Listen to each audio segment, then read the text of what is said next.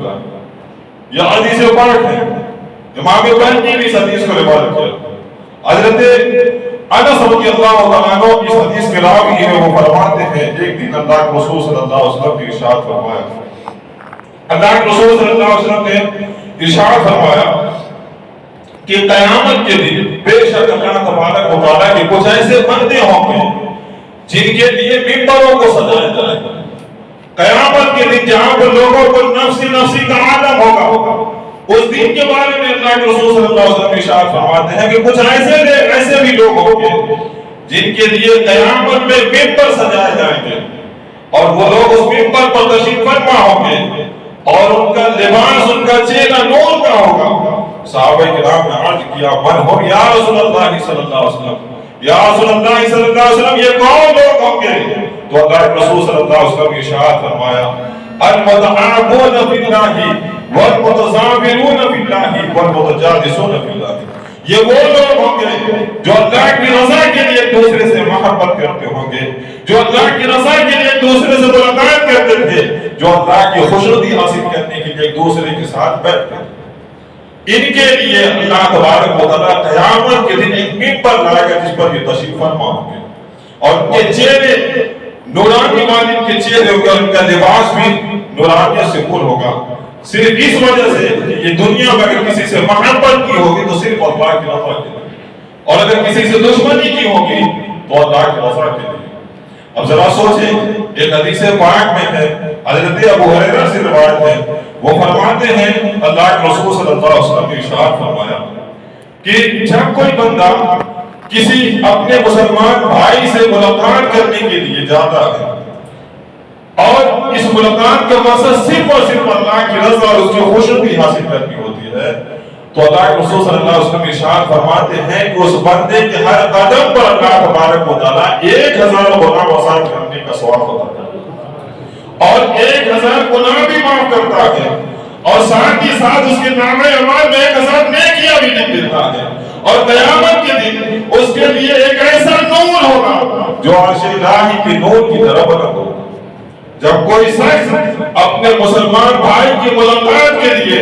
اللہ کی رضا اور خوشنودی حاصل کرنے کے لیے نکلتا ہے تو اس کو یہ ثواب ملتا ہے کہ اسے 1-2 نہیں بلکہ 1000 گناہ وصال کرنے کا ثواب ملتا ہے. اس کے 1000 گناہ بھی مٹا دیے جاتے ہیں, اور اس کے نامہ اعمال میں 1000 نیکیاں بھی لکھی جاتی ہے, اور قیامت کے لیے, قیامت کے دن کے لیے ایک ایسا نور تیار کر دیا جاتا ہے جو عرش الہی کے نور کی طرح کیا ہے, روشن ہوتا ہے. ایک حدیث پاک میں یہ بھی ہے,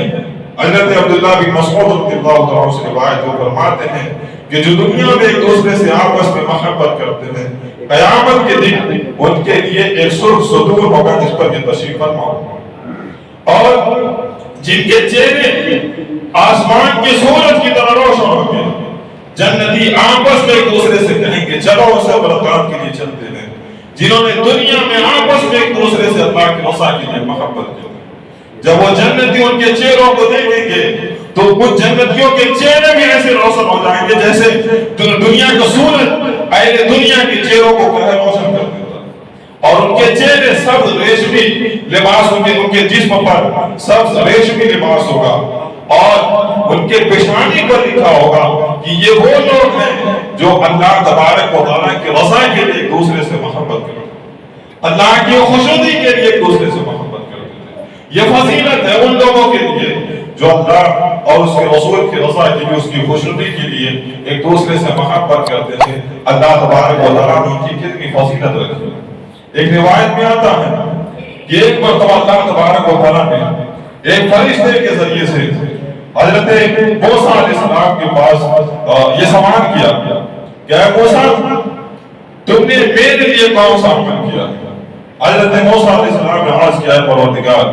میں نے تیرے لیے نمازیں پڑھی ہیں, روزے رکھے ہیں, صدقات و خیرات کیے ہیں. اے پروردگار میں تیرا ذکر کرتا رہتا ہوں. تو اللہ تبارک و تعالیٰ نے ارشاد فرمایا اے موسیٰ تیرا نماز پڑھنا تیرے تسبیح کی دلیل ہے, تیرا روزہ رکھنا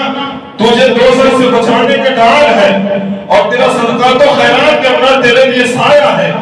اور تیرا میرا ذکر کرنا یہ تیرے لیے نور ہے. اے موسیٰ بتا تو نے میرے لیے کیا کیا ہے؟ تو حضرت موسیٰ علیہ السلام نے اللہ تبارک و تعالیٰ کی بارگاہ میں عرض کیا، اے پروردگار مجھے کسی ایسے عمل کی رہنمائی فرما جو خالص تیرے لیے ہو۔ تو اللہ تبارک و تعالیٰ نے ارشاد فرمایا، اے موسیٰ کیا تو نے میری رضا کے لیے کسی سے دوستی کی ہے، کسی کو اپنا دوست بنایا ہے، یا کسی کو میری رضا کے لیے اپنا دشمن بنایا ہے جنہوں نے میری نافرمانی کی ہے؟ بتائیے جناب کہ جو اللہ کی رضا کے لیے کسی کو دوست بناتا ہے، کسی کو دشمن بناتا ہے، یہ ایسا عمل ہے جو صرف اور صرف اللہ تبارک و تعالیٰ۔ معزز سامعین کرام، اس لیے ہم اور آپ کو چاہیے کہ ہم ان لوگوں کو اپنا دوست بنائیں جو اللہ تبارک و تعالیٰ کے فرما بردار بنتے ہیں، اور ایسے لوگوں سے بچیں جو اللہ اور اس کے رسول کی کیا ہے نافرمان ہیں۔ کہیں ایسا نہ ہو قیامت کے دن ان کی وجہ سے ہمارا حشر ان لوگوں کے ساتھ ہو جائے جو اللہ کے نافرمان ہیں، اور اللہ کے نافرمانوں کی جو سزا اللہ تبارک و تعالیٰ نے متعین کی ہے، ہم بھی دنیاوی محبت کی وجہ سے ان کی سزا میں کیا ہے مبتلا ہو جائے۔ معزز سامعین کرام، ایک بار درود پاک پڑھنے ایک اور واقعہ پیش کرتے میں اپنی گفتگو ختم کرنا چاہتا ہوں۔ اللہم صلی علی سیدنا شفیعنا مولانا محمد وآلہ وسلم، صلو علیہ الصلاۃ والسلام علیہ یا رسول اللہ صلی اللہ علیہ وسلم۔ ایک واقعہ میں آپ کے سامنے پیش کرنا چاہتا ہوں، پھر میں اپنی بات رکھنا چاہوں گا۔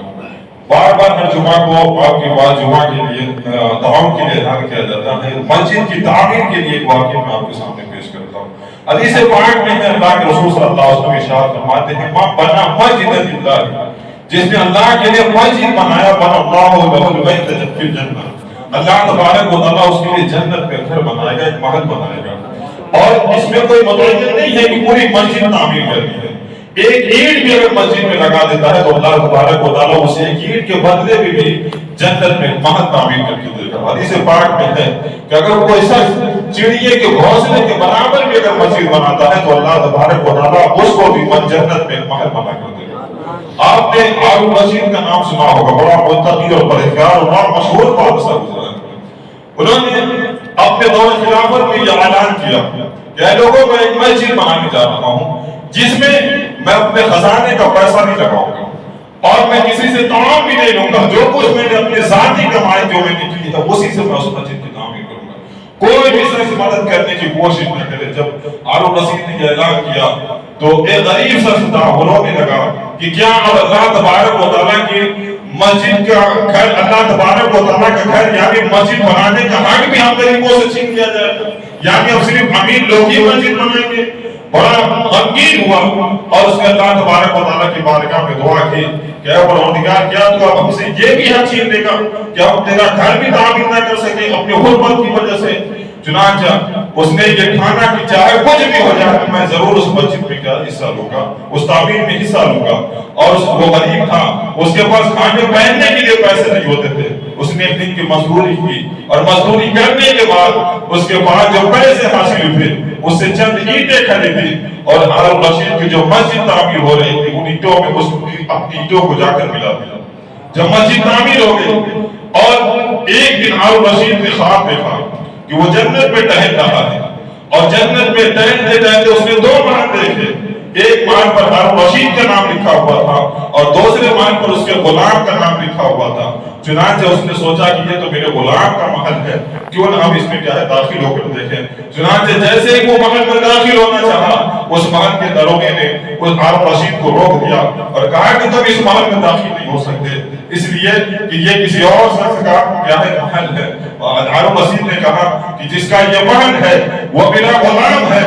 اور میں بادشاہ ہوں اور مجھے یہ حق ہے کہ اپنے غلام کے گھر میں داخل ہو جاؤ۔ تو داروغے نے کہا کہ تم دنیا میں بادشاہ ہوگے، جنت میں کوئی کسی کا بادشاہ نہیں ہوتا، کوئی کسی کا غلام نہیں ہوتا، یہ محل جس کا ہے وہی اس محل میں داخل ہوگا، اس کے علاوہ کوئی داخل نہیں ہو سکتا۔ چنانچہ جب ہارون رشید بیدار ہوا اس نے اپنے غلام کو بلایا اور غلام کو بلانے کے بعد اس نے کہا کہ میں نے خواب دیکھا ہے اور خواب یہ تھا کہ میں نے جنت میں دو محل دیکھے تھے، ایک محل پر میرا نام لکھا ہوا تھا، ایک محل پر تیرا نام لکھا ہوا تھا، مجھے بتاؤ تو نے کون سا عمل کیا किया है। मैं बादशाह होकर अपनी पूरी जिंदगी की कमाई लगाकर एक मस्जिद तामीर किया, तब जाकर मुझे ये मान हासिल हुआ है। तुम तो गुलाम हो, तुम्हारे जिस्म पर कपड़े भी नहीं है, तुम्हारे पास खाने के लिए ग़िज़ा भी नहीं है, फिर भी तुम्हारे लिए जन्नत में मेरे मुकाबिल में मेरे बराबर अमल तैयार कर अल्लाह तबारक व तआला ने तैयार कर रखा है। बताओ तुमने कौन सा नेक अमल किया है? चुनांचे जब उसने पूछा तो उस गुलाम ने कहा, हुजूर मैं तो अमीर नहीं हूँ, मेरे पास खाने पहनने के लिए जैसा कपड़े नहीं है, लेकिन जब आप मस्जिद तामीर करने के ऐलान किया था, मैंने अल्लाह तबारक व तआला की बारगाह में रो रो दुआ किया था, ऐ परवरदिगार क्या आप हम गरीबों से मस्जिद तामीर करने का हक भी छीन लिया जाएगा? और मैंने एक दिन मजदूरी की और मजदूरी करने के बाद जो मुझे उजरत मिली थी उस उजरत की चंद ईंटें खरीदे और वो ईंटें खरीद कर आपकी तामीर की जाने वाले मटेरियल में ईंटों में जाकर मैंने मिला दिया था और उसी से क्या आपकी मस्जिद तामीर हुई है। इसी का सिला है, इसके अलावा मैंने कोई गलती नहीं की है। मेरे अजीजों सोचो, जब ये गुलाम चंद ईंटें मस्जिद की तामीर करने में लगाता है, अल्लाह तबारक व तआला उसे महल तामीर करने का महल तामीर करता है। तो जरा सोचें, हम और आप जब अल्लाह तबारक व तआला के लिए मस्जिद तामीर करेंगे तो क्या हम और आपको क्या ईंटें नहीं, हम और आपके लिए अल्लाह तबारक व तआला महल नहीं तामीर करेगा? यकीनन जरूर तामीर करेगा। इसलिए मैं आप हज़रात से गुजारिश करूंगा कि आप जिस मस्जिद में नमाज पढ़ रहे हैं इसमें कुछ रिपेयरिंग का काम होने जा रहा है। बारिश की वजह से पानी का लीकेज हो रहा है, जिसकी वजह से चटाइयां और भी दीगर चीजें क्या खराब हो रही हैं और जिसका तकरीबन 2-3 लाख रुपए खर्च है। आप हज़रात से गुजारिश है कि जो अहले सरवत है, जिनको अल्लाह तबारक व तआला ने मालो दौलत अता किया है, वो अपनी हैसियत के मुताबिक और जो गरीब है वो भी अपनी हैसियत के मुताबिक खुलूस इल्लाहियत के साथ इस मस्जिद के ताउन में मदद करें। यकीन जाने अल्लाह तबारक व तआला की बारगाह में आप जो कुछ भी खर्च करेंगे इस मस्जिद की तामीर करने में, जो कुछ भी लगाएंगे, अल्लाह तबारक व तआला क़यामत के दिन उसका बेहतरीन अजर अता फरमाएगा। इन्हीं चंद बातों के साथ मैं अपनी गुफ्तगू खत्म कर रहा हूँ। आप में से जो कोई हज़रात इस मस्जिद के ताउन के लिए मदद करना चाहता है, वो नमाज के बाद कमेटी के मेंबरान इस मस्जिद में रहते हैं, आप उनसे मिलकर अपना ताउन उनके सामने पेश कर सकते हैं। इन्हीं चंद बातों के साथ मैं अपनी गुफ्तगू खत्म कर रहा हूँ। अल्लाह तबारक व तआला की बारगाह में दुआ है कि अपने हबीब सल्लल्लाहु अलैहि वसल्लम के सबके दुफैर में हम सबको शरीयत मोहम्मदी पर अमल करने की तौफीक अता फरमाए और अल्लाह की राह में ज़्यादा से ज़्यादा खर्च करने की तौफीक अता फरमाए। अस्सलामु अलैकुम व रहमतुल्लाहि व बरकातुहू। अब मैं तमाम हज़रात से गुजारिश करूंगा, पहली, दूसरी, तीसरी मंजिल पर जहाँ कहीं भी आप हज़रात बैठे हों, सभी हज़रात से मत पढ़ें।